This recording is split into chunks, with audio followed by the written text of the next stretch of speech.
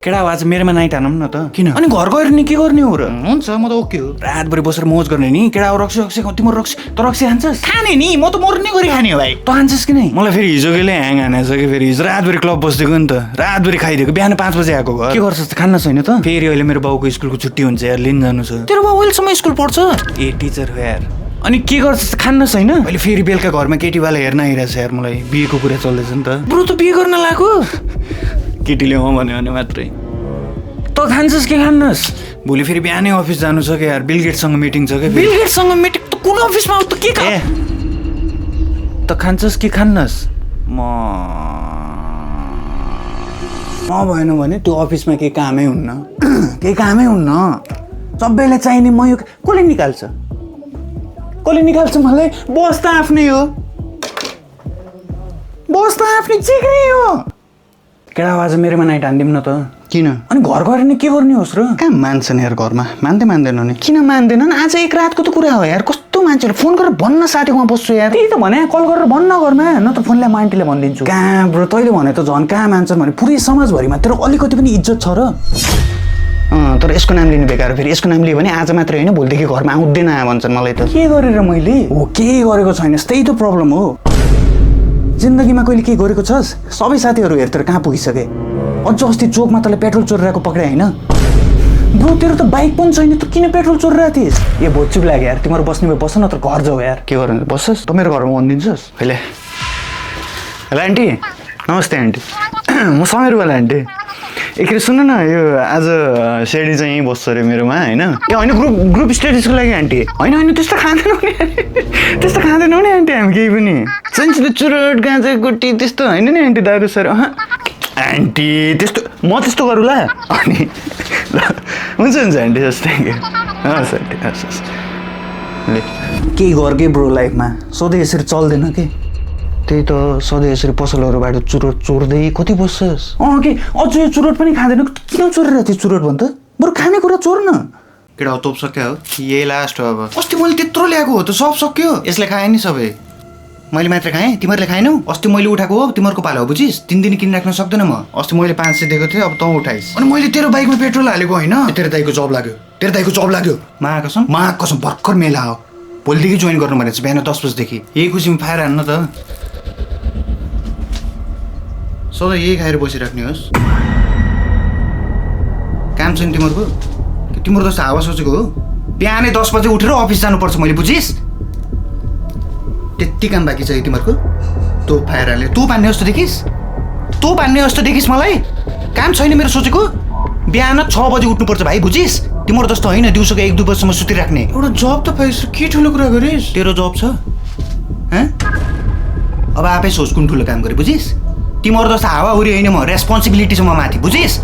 जब छ तिमीहरूको केही ब्रो कहाँ एप्लाई नै गरेको छैन जब कहाँदेखि हुन्छ यही हो कि तिमीहरूको प्रब्लम तिम्रो जिन्दगीभरि बाहना मात्र बनाएर बसिरहेको दिनभरि तोप तान्यो ट्रिपमा बस्यो त्यति हो के तिमीहरू ट्राई नै गरिरहेको छैनौ यही हो तिमीहरूको प्रब्लम बुझ्यौ यही हो सेडी होइन समीर भन् मिस्टर समीर बस्नेत अलिकति रेस्पेक्ट दिएर बोल्न सिक बुझिस् तिमीहरूसँग त बोल्नै बेकार हो यार ए समीर के हो आइज न एक गेम पब्जी हान्दिउँ ए पुच्चे मलाई यहाँ के बसेर गेम खेल्ने जस्तो देखिस् यहाँ बसेर पब्जी खेल्ने जस्तो देखिस् मलाई बच्चा हो म कस्तो ए भाइ कहिले ठुलो हुने होस् त यत्रै हाल्ने नि भाइ यहाँ आफू जस्तो बच्चा नसोच मलाई यहाँ चोकको ठुल्ठुलो दाईहरूसँग उठ्नु बस्नु छ मेरो सेडी दाई याद छ किन सेडी दाई यहाँको ग्याङ्स्टर दाई बिहानै उठेर त्यो दाईको रुममा जान्छु भाइ म त्यो दाईसँग सङ्गत छ मेरो त जस्तो यहाँ बच्चा यहाँ साला यो गेम खेलेर बस्ने देखिस् मलाई चोकतिर जान्छु दाईहरूसँग केटाहरू के झगडा पर्यो मलाई भन् भाइ दाईहरू लिएर आउँछु भाइ त जस्तो हुँ यहाँ पब्जी खेलेर बस्ने चोर छैन कस्तो लामो भाइ छन् भाइ मेरो भाइ होस् दा जाँदा यो अगाडि रामदाईको पसल गएर होइन एकपल्ट पाइलट अनि त कहाँ खान्छ जे भयो नि हुन्छ त त जा फ्रुटी खा भाइ त फ्रुटी खा होइन एकपल्ट पाइलट एकपल्ट फ्रुटी खा भाइ मेरो त्यहाँ सेडी दाईको नामले है लेखिदिन्छ हुन्छ त छिट्टो लिएर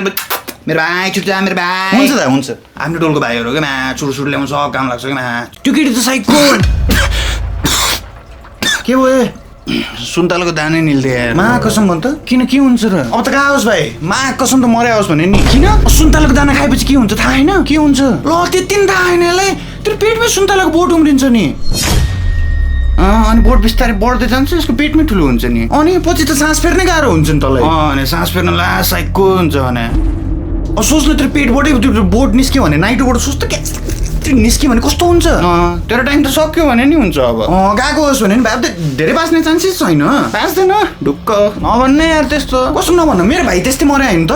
सानोमा मेरो भाइ त्यस्तै मर्यो होइन त मेरो भाइले पनि सुन्तलाको दाना खाइरहेको होइन त सानोमा अनि बिहान उठ्दा त पेटबाट रुखी निस्किरा कस्तो म त देख्दै साइकको आमा कस्तो डर लाग्थ्यो मलाई मेरो साथीको नि त त्यस्तै भयो अस्ति भर्खरको कुरा हो भने स्याउको दाना निल्दैछ पेटबाटै रुख पुरै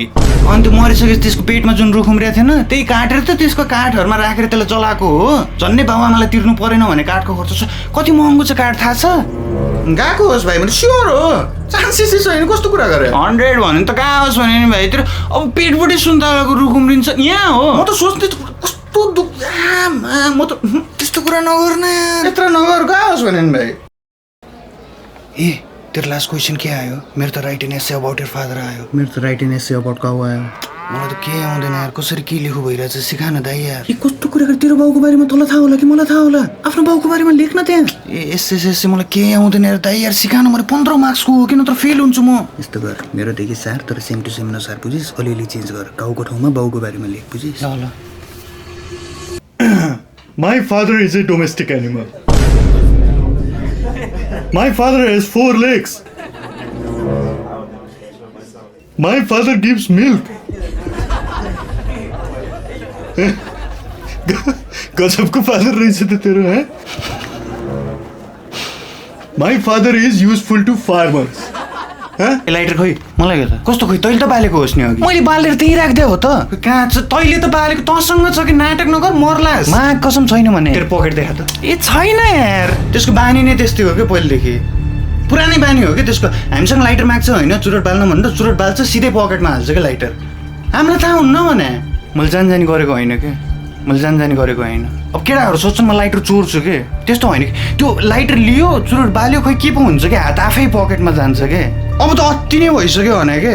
अति नै भइसक्यो म दिनदिनै नयाँ लाइटर किनिराख्न सक्दैन के सबै मलाई तेरो बानी थाहा छैन भनेको अघि तैँले मागे होस् कि लाइटर तँसँग यहीँ कसरी गायब हुन्छ कि मेरो लाइटर ए छैन भने सुनेनस् किन्नु खोजेर त एउटा जाबो लाइटर किन्न सक्दैन सोच्या आउँछ एउटा चुरोट बाल्छु भन्छ लाइटर लिएर जान्छ हिँडिदिन्छ कि के गरे भने कि त्यस्तो त्यत्रो जब गर्ने मान्छे जाबो एउटा साला लाइटर किन्न सक्दैन भने अस्ति के गरेँ थाहा छ मेरो लाइटर माग्यो होइन लिएर हिँड्यो के घर अनि भोलिपल्ट आएर फेरि मैसँग लाइटर माग्छ अनि मैले के भने थाहा छ